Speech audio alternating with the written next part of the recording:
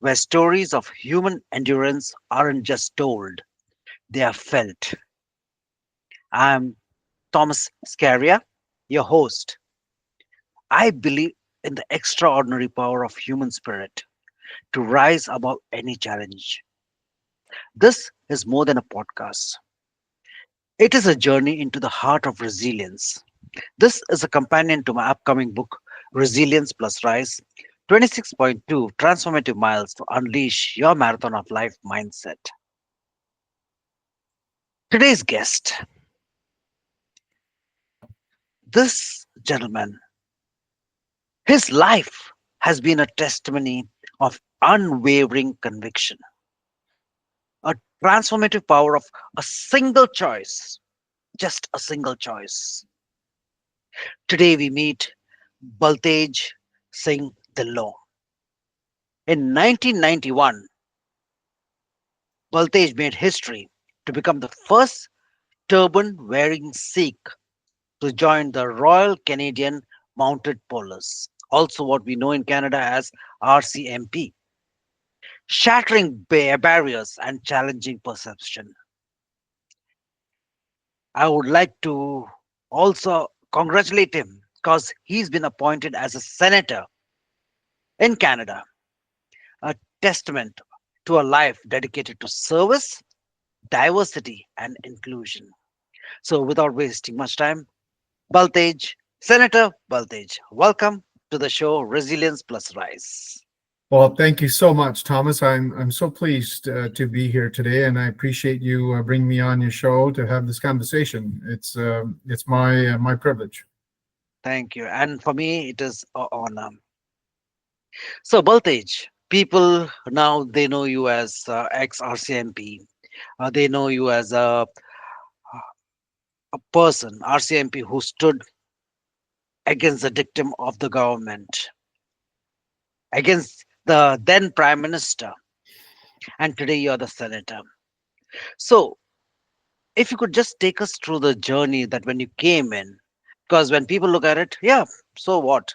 But when you came in, I believe from Malaysia, and how has your journey been so far at until now? Yeah, sure. Thank you for the question. Look, I like many immigrants that have come to this country is built on immigration.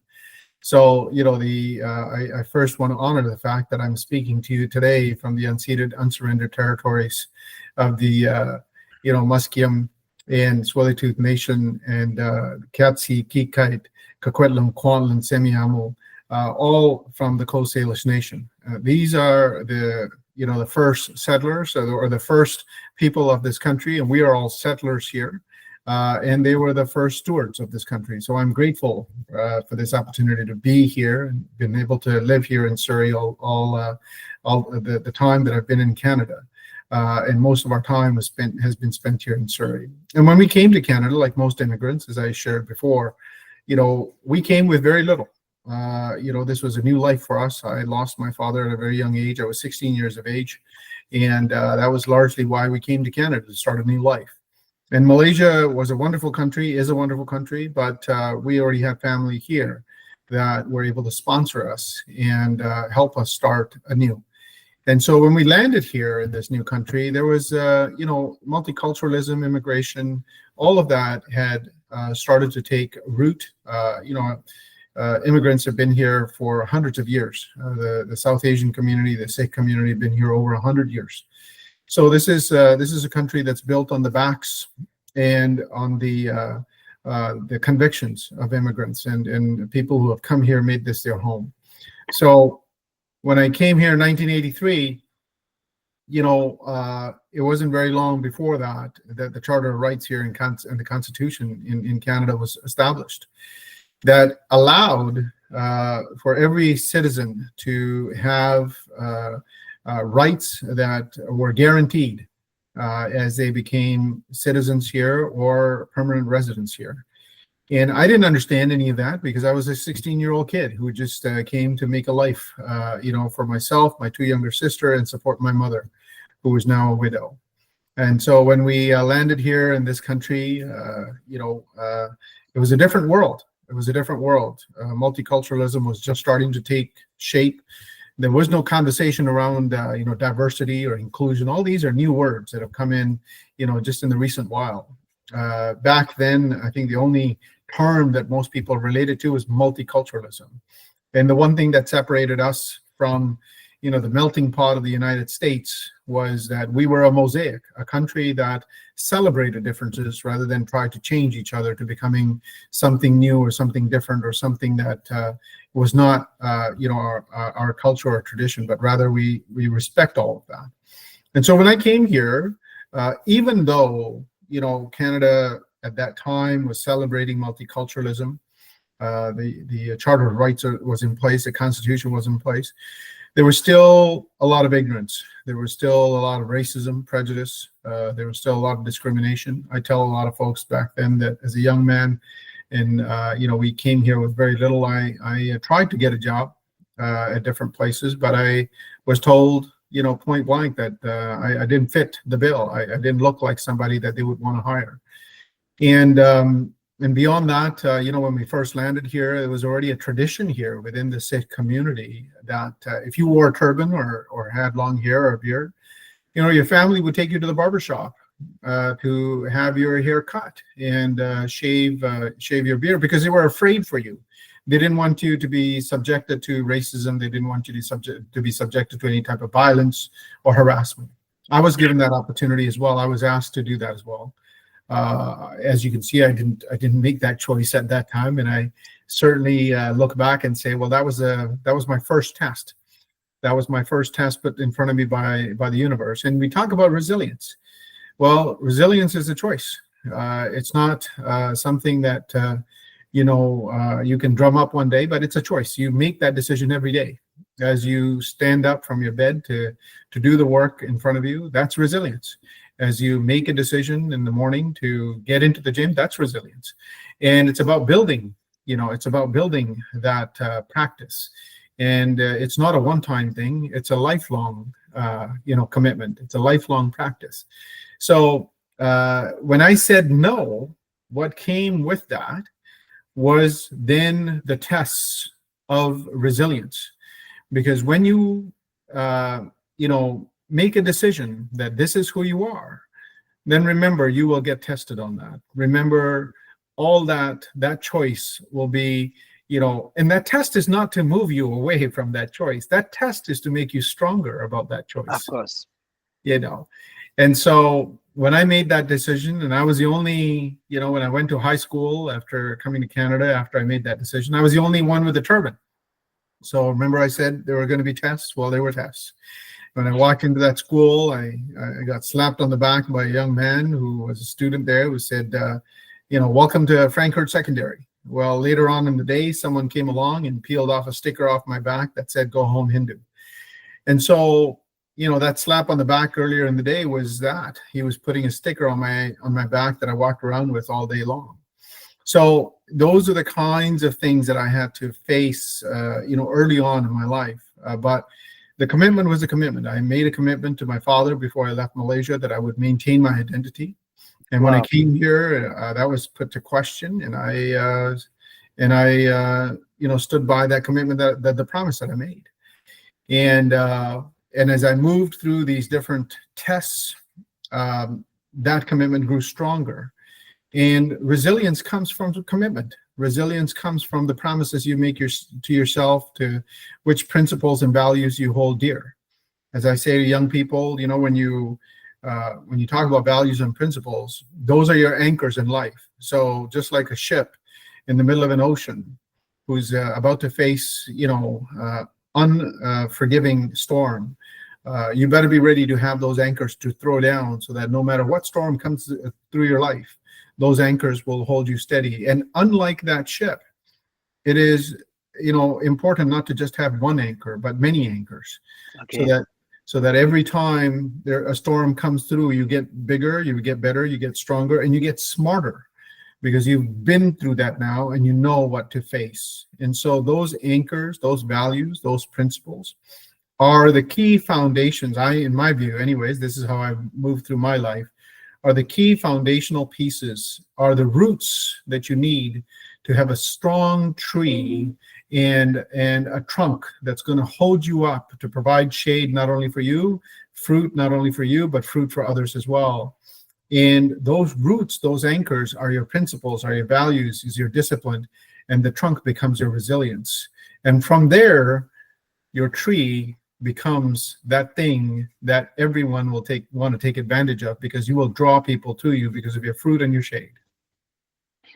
Wow, that's guys. I talk about golden nuggets. This is a gold mine. What Senator Baltej has just mentioned.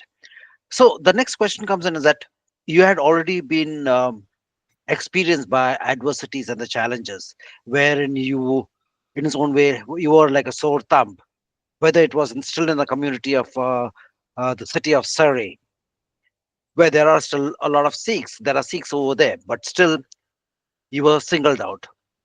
You could have taken still a easier way of getting into a business or getting into a profession wherein you could have just continued with it. Why RCMP? Wherein Mhm. you know that you're going to be questioned. It's different about when you watch movies and you say, oh, people are looking smart and people are looking this particular thing.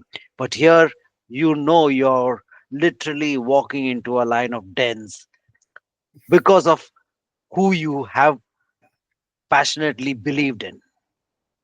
Of course. And so, look, that belief starts with yourself first.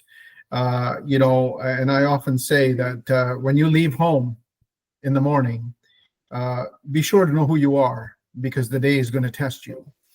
And when you come home in the evening, reflect on how the day tested you, and then check in with yourself to make sure you are still the same. And that's a daily practice. That's a daily work. So when that happens, then you know your worth, and then you know, in my view, where you can serve. So I chose not the RCMP but policing, and that was a conscious decision, because after working with the police as a volunteer and as a student, I got to meet the South Asian community, the Sikh community here in the Lower Mainland, and I came to realize that they were underrepresented within the RCMP. There was not a lot of representation, and that caused a lot of issues. And they were, they were not being served the way in a way that would have been fair or appropriate.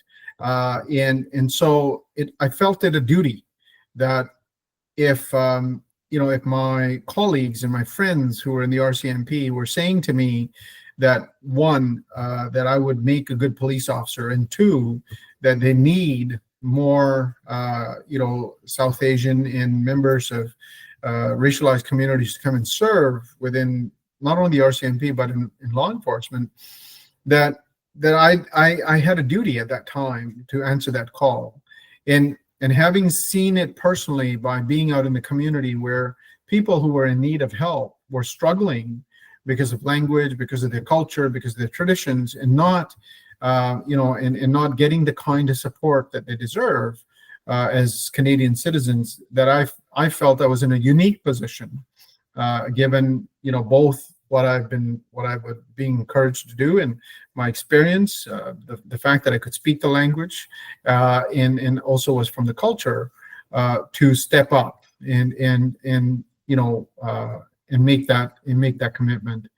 So that's why I applied, and I didn't apply to the RCMP alone. I applied to the Vancouver Police Department, the New West Police Department, the Delta Police Department. I applied to every police agency because my intention was not to become an RCMP officer, but rather to become a police officer. It just so happened that the RCMP was the first to call. Now, before they called, as you alluded to earlier, there was this, a year and a half of controversy in this country, where folks in this country felt that it was wrong for the RCMP to change or to modify its uniform to allow practicing Sikhs like me to be able to serve with their turbans and not have to wear a forage cap. So that was an interesting time. That was a year and a half in this country where that debate was alive. It was at times very vitriol, at times very painful, at times evil, And much of it, a lot of it came from a place of ignorance and prejudice. And I often say that I came across, generally speaking, three types of folks when I was going through that experience. The first were those who understood who the Sikhs were, why the turban was important, and the contributions and sacrifices that had already been made over the years and through the two world wars. The second were those who were just did not know and were very, very much just curious and had and wanted to know and wanted to understand. Wonderful. And I think that's how we should approach everything. When we carry an ignorance in us, our job is not to stay ignorant, but to find the wisdom and find the knowledge and find the information so we can move away from being in that place of ignorance. So, and those folks, when I sat down with them, have a coffee and a conversation, they came away going, okay, it makes sense to me. I don't see any reason why you can't serve. Then there were the group in the third category, which were, those who were just plain racist. They were xenophobes. And there wasn't anything that I could share with them, nor were they open to hearing anything that I had to say. But their minds were set. And in their minds, we don't even belong here. Racialized communities don't even belong in Canada. And if you come here, then you don't get to maintain your heritage, your traditions, your beliefs, or your religion, or your faith, or your way of life, and that you should assimilate. You should just become like everybody else. And I often, in the few people that I did get to talk to and who would sit with me, I always ask a very simple question. Fine, you want me to be a Canadian. Tell me what that is. Show me a picture. Describe that to me. What is that, right? And there is not, being a Canadian is about is about our values. It's not about our image, what we wear, and what we've got on our head. It's about our values. It's about what we believe in. That's what being a Canadian is. And so it's not about a uniform. The uniform has been changed so many times throughout history. It was changed in 1974 when women were first allowed to come into the RCMP. Before that, women were not allowed to serve in the RCMP. So when I speak with many of these folks, I raise that issue and say, look, the RCMP has gone through a lot of changes, and the changes are made to reflect the times that we are in. And the job of the RCMP, number one job, is to serve. And if that is compromised because of the uniform that you're wearing, then the uniform needs to change, not the value of or the rule of service. Wow. So I'll jump into the key question. How was it to talk to the then Honorable Prime Minister John Christian about why you stand for your conviction that you are who you are, and the turban represents your value and what you stand for, your own humanity? So I got to speak to Prime Minister John Christian recently. Back then, when I was going through the whole issue, I didn't get to speak to him. But the Prime Minister was very much in support of multiculturalism. He supported, a country that had a strong foundation that was built on immigration and immigrants. He was absolutely in support of the Charter of Rights. He brought it, he helped bring that in. And so to him, this was a natural sort of, step forward for the country to include. And again, Thomas, this was the days when we didn't use words like being inclusive, but the concepts remained the same. It was important that organizations, especially public agencies, are representative of the communities that they serve. And when you look at a public or an organization, especially that serves the public, you should be able to see yourself in that, and that's how you build trust. So, and many people ask in the past, just like you did, why did you choose to become a police officer? Well, I never chose to become a police officer. It was something that I did over time, and when I reflect back as to why that was not my first choice, largely because I didn't see anybody like me in the police. So when you don't see a reflection of yourself in these organizations, one, it erodes trust. Two, you don't even think about it being a career path or an opportunity for you where you could serve. And so when you talk about, representation, that's why it's important for our children to see us in the Senate, to see us in the RCMP, to see us in every walk of life, so that their dreams are not quashed in any way, that they're not, falsely misled to think that they are less, and that they couldn't become any one of the things that they want to dream about. So Prime Minister John Chrétien was very gracious, and when I ran in the election this past fall, I wasn't successful, but I got to meet with him, and he was very kind. He was very kind, and he was very, he congratulated me on my desire to step into public office. He was thankful that I stepped forward some 35 years ago now to step into public service then as a police officer, and he was grateful that I was able to, serve that long in law enforcement before retiring. Fantastic. Senator Baltej, I won't ask you about the career. I know there have been very, very strong areas, whether it is about the Air India bombing, or whether it was about the Robert Picton case, or the other major cases around uh, Canada itself, and you were very much involved. But one of the key element was you were in service, and that continued after your term. Once you kept your cap, your shield aside, and you have been involved with a lot of service agencies, whether it is about mentoring of the youth, uplifting of, it's not just about the Sikh community, but community in general. And as you mentioned, lately worked on getting into politics, and now you have been conferred. Congratulations again as a senator. So, can you tell what have been the roles that you've been playing? I mean, working on at these point of time that was making you feel more fulfilled. So look, I come from a family. These are all gifts from my parents, my father and my mother. I grew up in a family and a father who gave himself, both to his family, but also to the community, without question. And we grew up in poverty. I never knew we were poor until much later in life, because we never felt it, because there was so much love and there was so much care that we were given by our parents, that we were never for want. There was never anything that we were short of.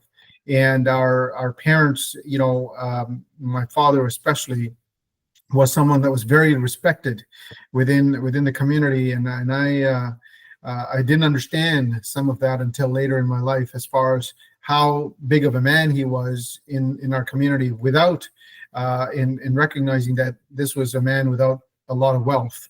So I came to understand later in my life that wealth is not about how much you have in the bank. And it reminded me of my teacher who taught us about our faith and Sunday school, if you will. But in our culture, we had our Sunday school was Monday, Tuesday, Wednesday, Thursday, Friday, and Saturday and Sunday. So we were there Yeah. 7 days a week. He would say, oftentimes, and he would remind us and say, you know what, when a tiger passes, that tiger's legacy is its skin. And when an elephant passes, its legacy, it's ivory. And when a person passes, their legacy is their character. And so, so that's something that I carry with me to this day, because, even after all these years, when I go back to Malaysia, people still talk about my father. And again, he was not a man with a lot of wealth, other than his wealth were his values, his principles, his character.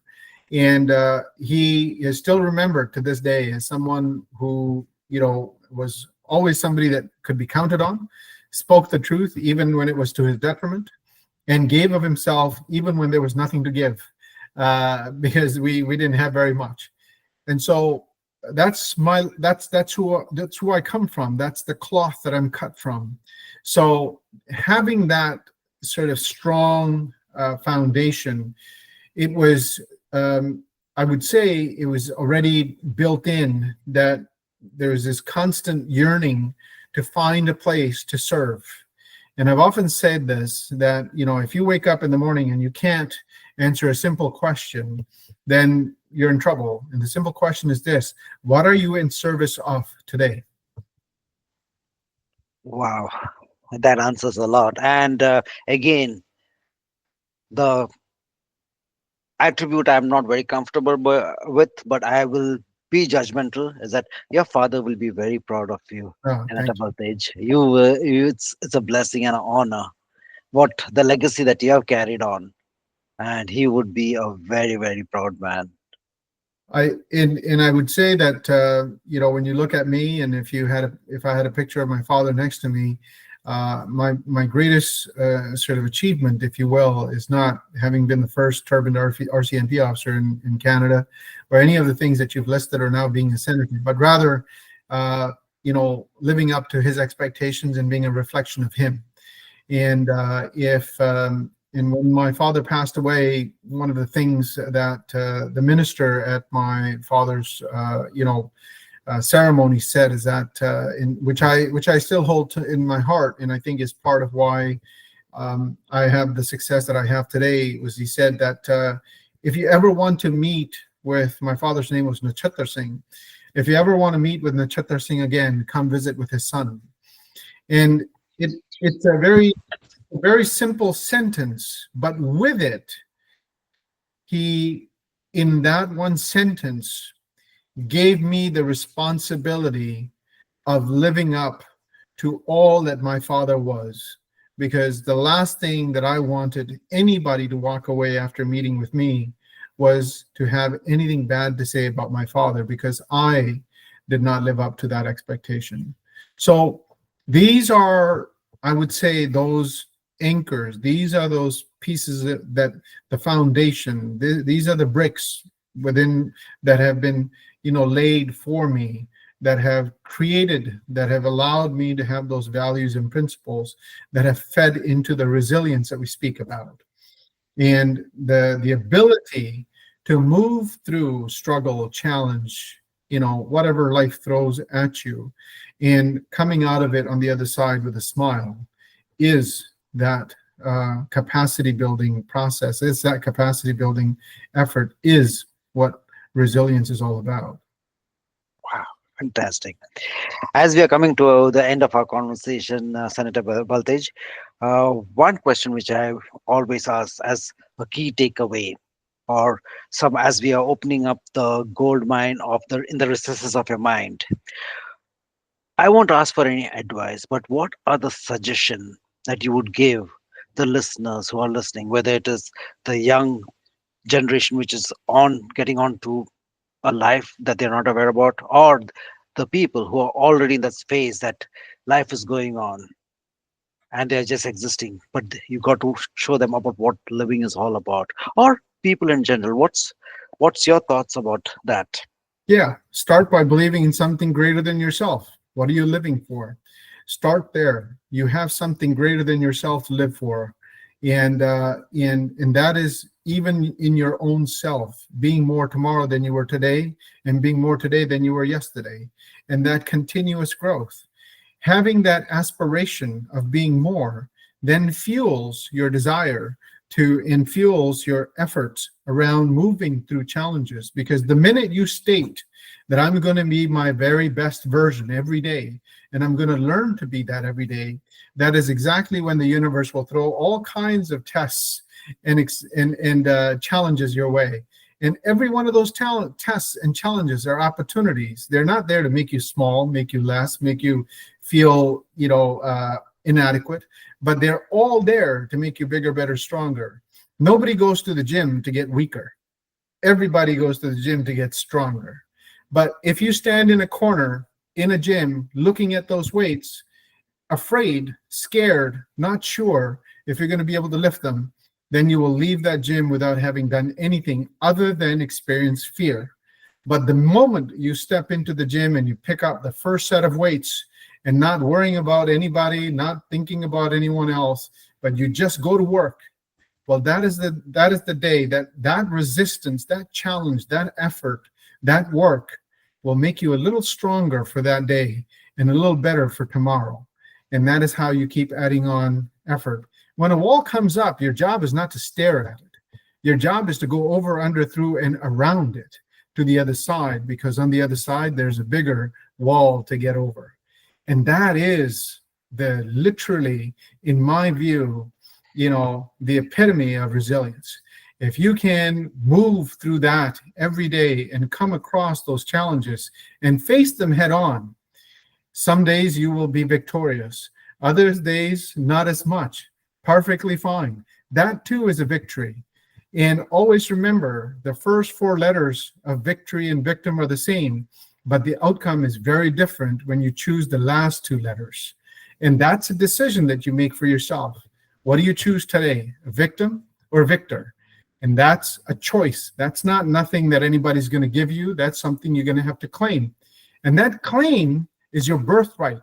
This has been gifted to us already. You don't have to look for it. You don't have to ask for it. You don't have to ask permission. You simply need to claim. When someone leaves you a will in a safe deposit box, it will not do you any benefit. It will not give you any advantage until you actually get to the safety deposit box, open it, crack it open, unfurl that will, and say, this is mine. So the choice is, and every one of us makes this choice, when do we claim that will? Is the day that we claim that will is the day we start to take advantage of all that's been left for us.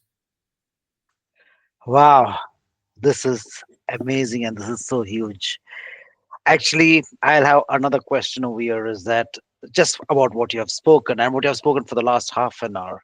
But just going to the previous question about your dad, now when he's looking from heaven at you, will he be proud about the person you have become? I would hope so. And I say I would hope so because there's still more work to be done. I'm not perfect.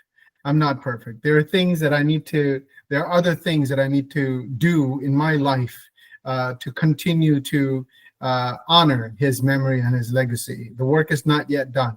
So I believe he would be proud of me today and all that I've accomplished, and I'm grateful for that, and I certainly hold that dear. But I don't think he would be satisfied with me saying, okay, it's all good. You can now rest. Is he not satisfied or you are not still satisfied? The bar Well, you're keeping on every morning is.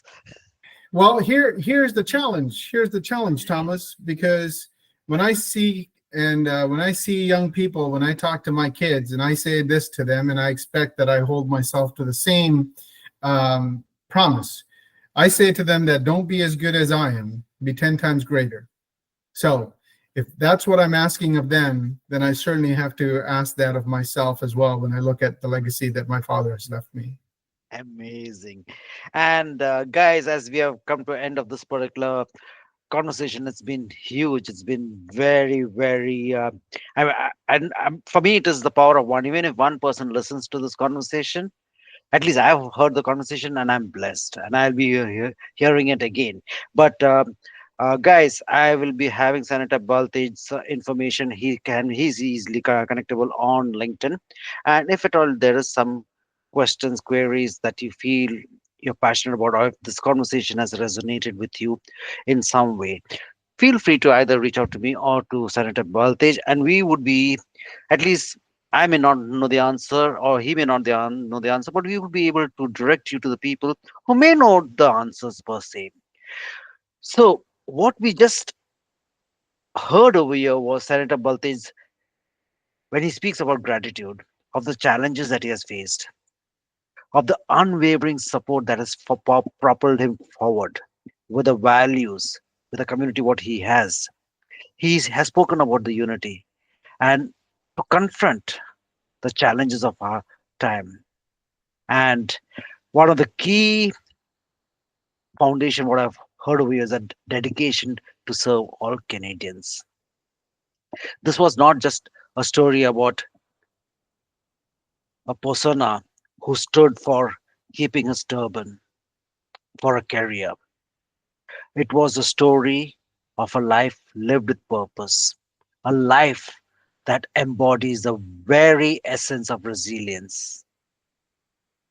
Senator Baltej Singh, a man who proves that true strength lies not in the absence of adversity. Remember the example of the gym? But in the unwavering determination to rise above it. Senator Baltej, with this, I thank you so very much for your space and time. It has been truly an honor spending this time with you. Just Thank you. Thank you so much, Thomas. The privilege and honor is mine. I appreciate it so much.